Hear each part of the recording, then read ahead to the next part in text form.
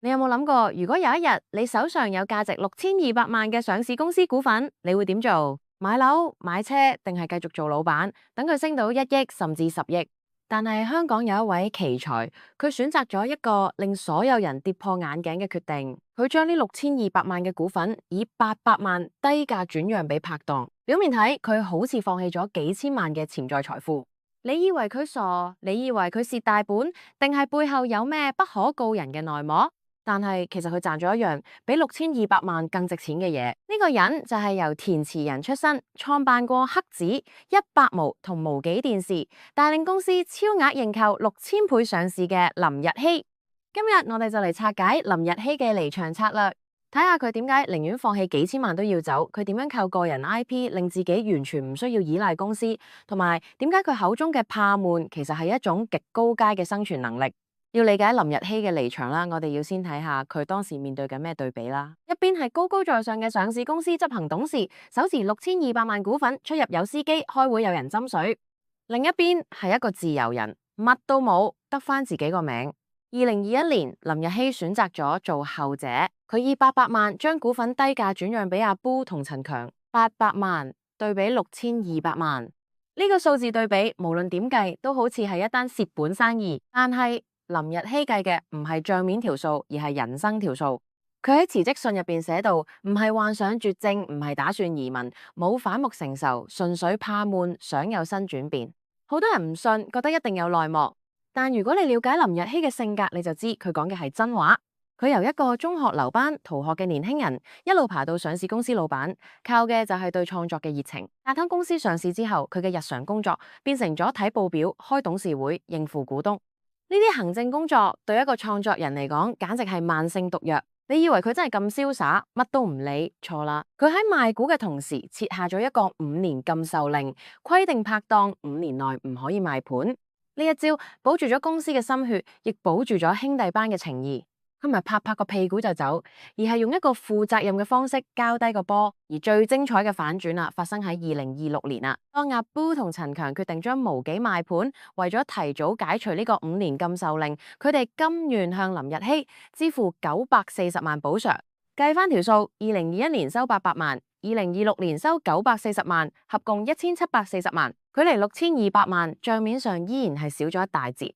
但係佢買到嘅其實係5年嘅時間自由，5年唔使開無聊會議嘅時間，5年唔使睇股價做人嘅時間，5年可以隨心所欲寫劇本、搞舞台劇、移居海外嘅時間，用幾千萬嘅潛在收益買人生最黃金嘅5年自由。呢單交易你話佢係蝕定係賺？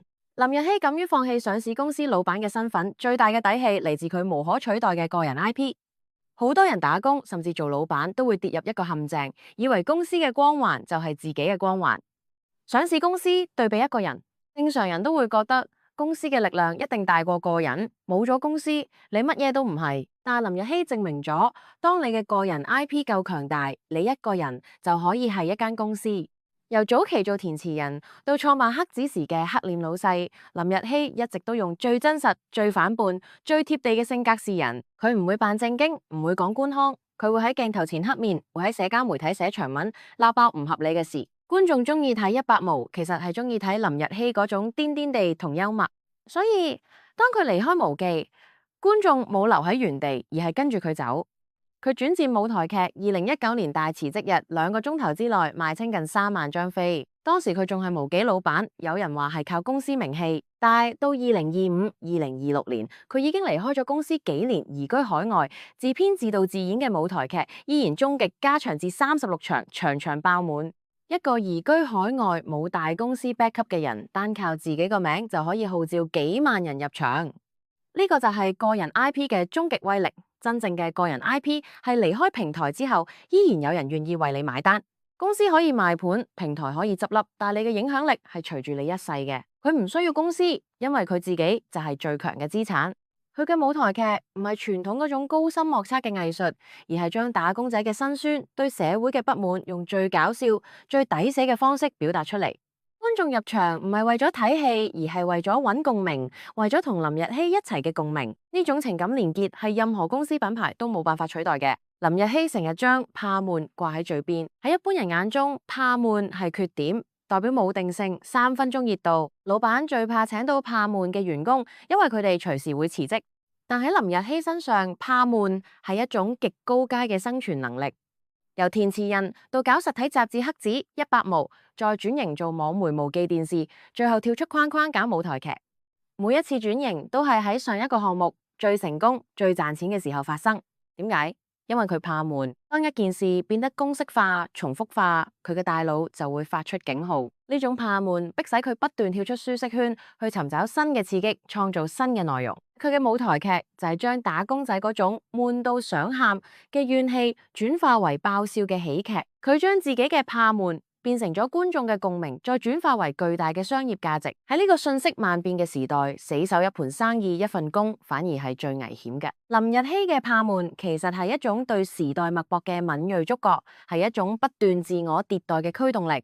佢唔會等市場淘汰佢，佢會自己淘汰自己。當紙媒開始沒落，佢已經搞緊網媒；當網媒競爭白熱化，佢已經跳出嚟搞實體舞台劇。佢永遠行快一步，因為佢怕悶。林日曦嘅故事對我哋有咩啟發？其實好簡單，就係3點。第一，為自己設定止賺位，唔好俾眼前嘅利益綁死，問下自己而家做緊嘅嘢仲係咪你想要嘅？有時候放低一啲嘢，先可以換取更大嘅自由。唔好等到身心俱疲先諗走，要喺自己仲有選擇權嘅時候勇敢離場。第二，投資自己嘅個人 IP， 無論你做乜嘢行業，都要建立自己嘅專業形象同影響力。當你嘅價值唔再依附於公司，你先有真正嘅選擇權。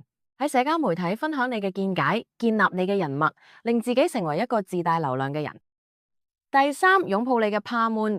當你覺得工作重複、生活乏味，唔好麻痹自己，將呢種不安分嘅能量轉化為學習新技能、探索新領域嘅動力。唔好怕改變，因為改變先係唯一嘅出路。回顧林日曦嘅離場策略，有人依然會覺得佢放棄咗幾千萬，好戇居。但如果時光倒流，俾佢再揀一次，我相信佢一定會做同一個決定。因為去到人生某個階段，你會發現有啲嘢係錢買唔到嘅。例如，你可以選擇今日起身做乜，你可以選擇同咩人合作，你可以選擇喺世界邊個角落寫自己想寫嘅故事。6200萬買唔到呢種極致嘅自由，但林日曦用佢嘅勇氣同才華換咗返嚟。你覺得林日曦呢單交易係用錢買自由，定係用自由換走咗更大機會？留言講低你嘅睇法啦！呢個世界最難計㗎，從來唔係股價，係人生值唔值得。如果你都中意呢類內容，記得訂閱同撳埋個鐘，我哋會繼續同你拆解更多唔同類型嘅策略，亦都歡迎留言話我哋知你想聽邊個人物或者企業嘅拆解。下集見。